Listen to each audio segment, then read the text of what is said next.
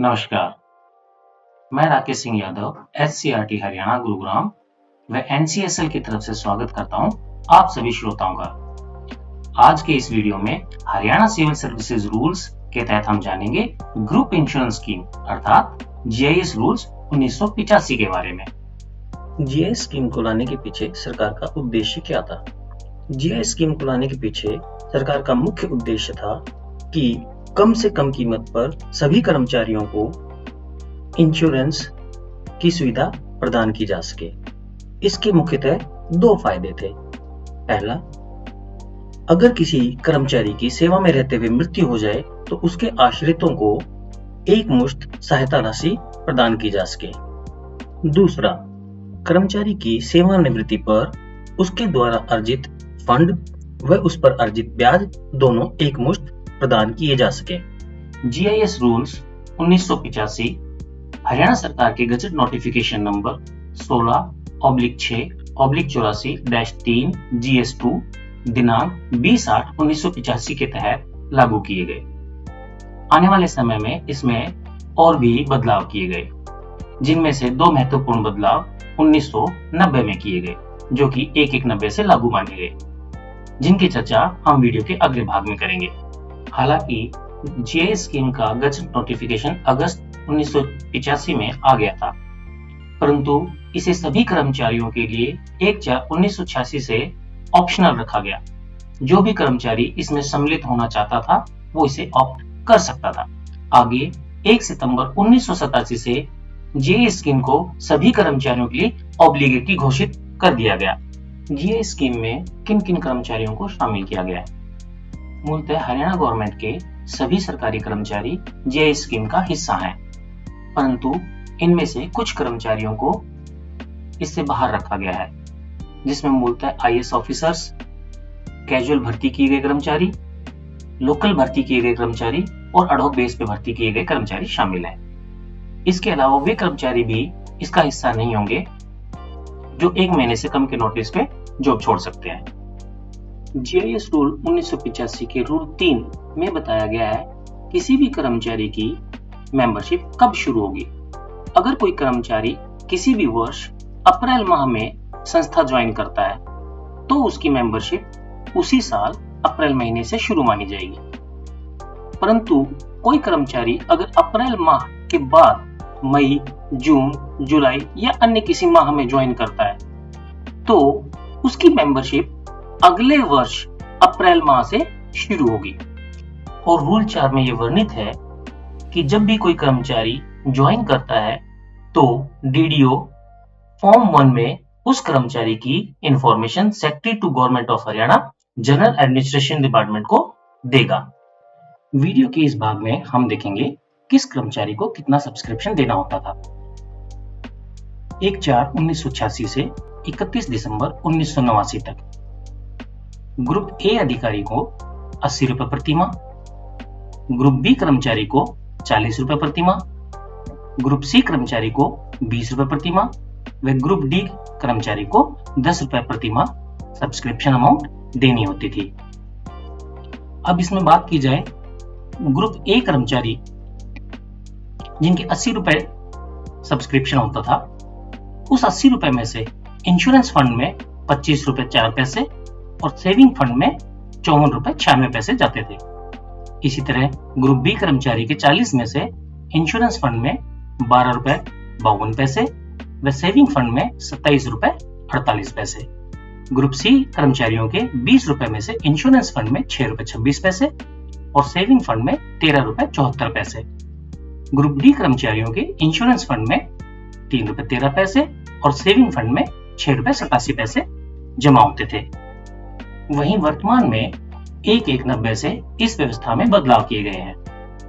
Group A कर्मचारियों को 120 रुपए प्रति माह जमा करने होते हैं, जिसमें से इंश्योरेंस फंड में 40 रुपए व सेविंग फंड में 80 रुपए। ग्रुप बी कर्मचारी को 60 रुपए जमा करने होते हैं, जिसमें से इंश्योरेंस फंड में 20 रुपए और सेविंग फंड में 40 रुपए जमा होते हैं। वहीं बात की जाए ग्रुप सी कर्मचारियों की तो उनके 30 रुपए प्रति माह फंड में जमा होते हैं, जिसमें से इंश्योरेंस फंड में 10 रुपए और सेविंग फंड में 20 रुपए जाते हैं। ग्रुप डी कर्मचारियों के इंश्योरेंस फंड में 5 रुपए और सेविंग फंड में 10 रुपए कुल मिलाकर 15 रुपए। यहाँ ध्यान देने वाली बात यह है, ग्रुप डी कर्मचारियों के 15 रुपए में से सिर्फ इंश्योरेंस फंड के 5 रुपए ही काटे जाते हैं। बाकी के सेविंग फंड के 10 रुपए ट्रेजरी बिल के माध्यम से डीडीओ जमा करता है। वर्तमान व्यवस्था के अनुसार जीआईएस की एनिवर्सरी को अप्रैल के बजाय 1/1/90 से माना गया है, अर्थात एनिवर्सरी जनवरी से मानी जाएगी।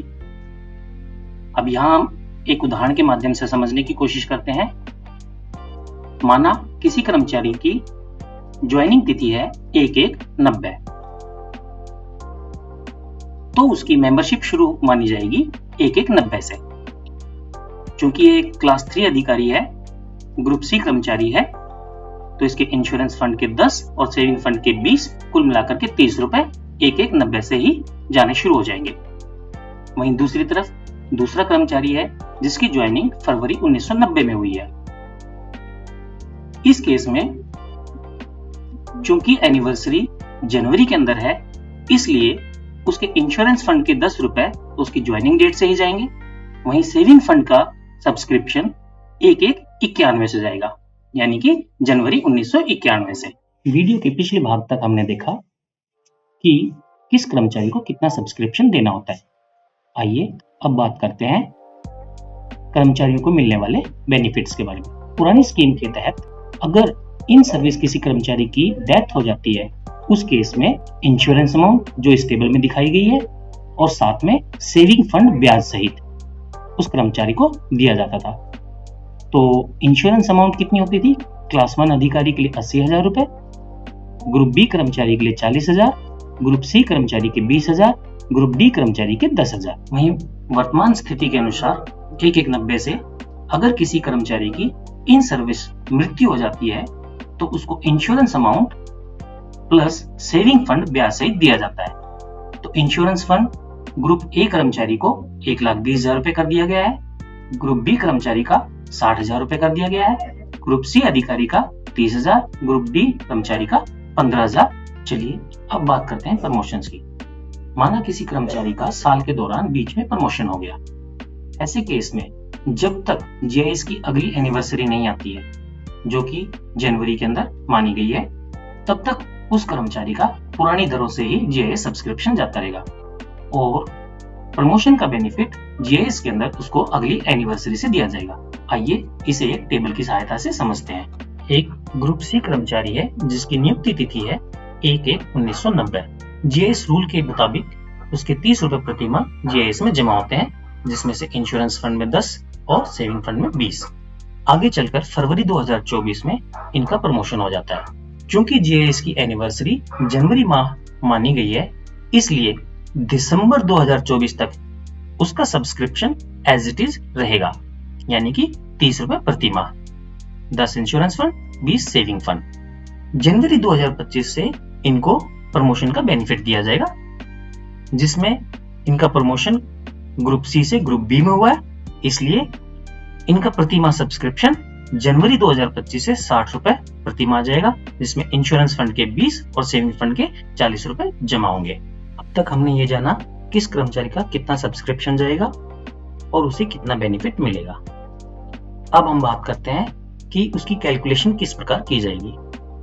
तो सीएस हरियाणा की वेबसाइट, जिसका लिंक नीचे दिया हुआ है, इससे आप टेबल डाउनलोड कर सकते हैं, जिससे आपको ये पता चलेगा किस कर्मचारी ने कब ज्वाइन किया और उसकी रिटायरमेंट पे उसको कितना बेनिफिट मिलेगा। जब आप इस साइट को खोलेंगे तो आपको ये लेटर दिखाई देंगे, जहां से आप इस टेबल को डाउनलोड कर सकते हैं। आइए इस टेबल की मदद से हम समझते हैं। ये टेबल कुछ इस प्रकार दिखाई देता है। आइए एक उदाहरण के माध्यम से समझते हैं जीआईएस की कैलकुलेशन किस प्रकार की जाती है। माना एक ग्रुप सी कर्मचारी की नियुक्ति तिथि 1/4/87 है और डेट ऑफ रिटायरमेंट उसकी 31 मई 2023 है।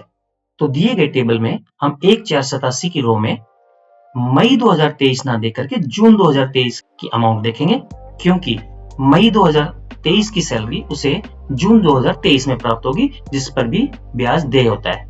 तो जून 2023 में 1/4/87 के सामने 30,606 रुपए है और ये टेबल 15 रुपए के हिसाब से ग्रुप डी के कर्मचारी की दिखाई गई है। तो चूंकि ये ग्रुप सी अधिकारी है, तो हम इसे 2 से गुना करेंगे 15 का, का दुगना 30, तो 30,606 का दुगना 61,212। प्रिंसिपल अमाउंट और इंटरेस्ट अमाउंट अलग से दर्शानी होती है, इसलिए इस टेबल में से हम सीखेंगे टोटल अमाउंट में से प्रिंसिपल अमाउंट कैसे और इंटरेस्ट अमाउंट कैसे दिखानी है। तो 1/487 से 31 मई 2023 तक टोटल 435 महीने बने और उसका सब्सक्रिप्शन 20 रुपए प्रति माह था, तो 435 गुना 20 कुल हुए 8,700 रुपए। अब इस 8,700 रुपए को 61,212 रुपए में से घटाएंगे, तो इंटरेस्ट अमाउंट 52,515 आएगी। इस वीडियो के माध्यम से हमने जाना जीआईएस की कैलकुलेशन किस प्रकार की जाती है, उसका सब्सक्रिप्शन कितना कितना जाता है और उसकी बेनिफिट हमें क्या क्या मिलते हैं। इस बारे में आपका कोई भी सुझाव हो तो आप हमें दिए गए ईमेल एड्रेस पर सूचित कर सकते हैं। धन्यवाद।